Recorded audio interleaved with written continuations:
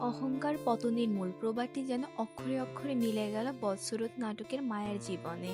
দর্শক, যে মায়া মরিয়মকে ব্যাকডেটেড আর বৎসরত বলে পদে পদে অপমান করেছে, আজ সেই মরিয়মই জামালের স্ত্রী। অন্যদিকে ডিভোর্সের 5 লাখ টাকা আর গহনা নিয়ে যে মায়া ভেবেছিল সে জিতে গেছে, আগামী পর্বে তার জীবনে নেমে আসতে চলেছে বিনা মেঘে বজ্রপাত। আপনারা যারা ভেবেছিলেন এখানেই গল্প শেষ, তাদের বলছি আসল ধামাকা তো কেবল শুরু। চলুন দেখে নিই আগামী পর্বে কি কি রোমাঞ্চকর টুইস্ট অপেক্ষা করছে আপনাদের জন্য। আগামী পর্বে প্রমোতে আমরা দেখেছি এক চরম নাটকীয় দৃশ্য। মায়া মাটিতে লুটিয়ে পড়ে ডুকরে কাঁদছে, বলছে আমার সব শেষ হয়ে গেল, আল্লাহ তুমি আমারে উঠায় নাও। এর মানে কি? এর মানে হলো টাকার মোহ কেটে যাওয়ার পর মায়া বুঝতে পেরেছে সে কি রত্ন হারিয়েছে, কিন্তু কর্মের ফল তো পেতেই হবে। শুধু মায়া নয়, তার লোভী পরিবারেও শুরু হয়েছে চরম অশান্তি। প্রমোতে মায়ার মামাকে ক্ষোভে ফেটে পড়ে বলতে শোনা যায়, তোর ওই হারামের টাকার মধ্যে আমি থু মারি।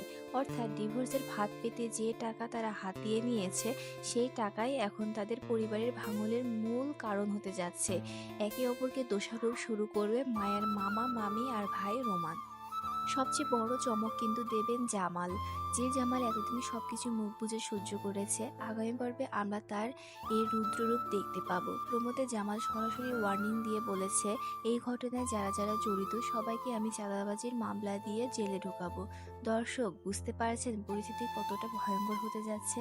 মায়ের পরিবার ভেবেছিল জামালকে বোকা বানিয়ে টাকা হাতিয়ে পা পেয়ে যাবে, কিন্তু জামাল এবার আইনি পথে হাঁটবে। চাঁদাবাজির মামলায় মায়ের ভাই রোমান এবং মামি কি এবার সত্যি পুলিশের হাতে ধরা পড়বে?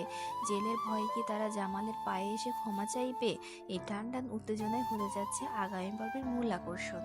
আর এসবের মাঝে আমাদের মরিয়ম প্রমাণ করবে বাইরের রূপ নয়, বরং মানুষের মনের সৌন্দর্যই আসল। জামাল ও মরিয়মের নতুন জীবন হয়তো শান্তির হবে, কিন্তু মায়া কি দূর থেকে বসে সব সহ্য করবে, নাকি নিজের হারানো জায়গা ফিরে পেতে সে নতুন কোনো নোংরা চাল চালবে?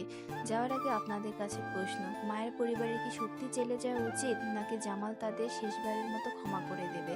আপনাদের মতামত ঝটপট কমেন্টস করে জানিয়ে দিন। দেখা হচ্ছে আগামী পর্বে। ধন্যবাদ।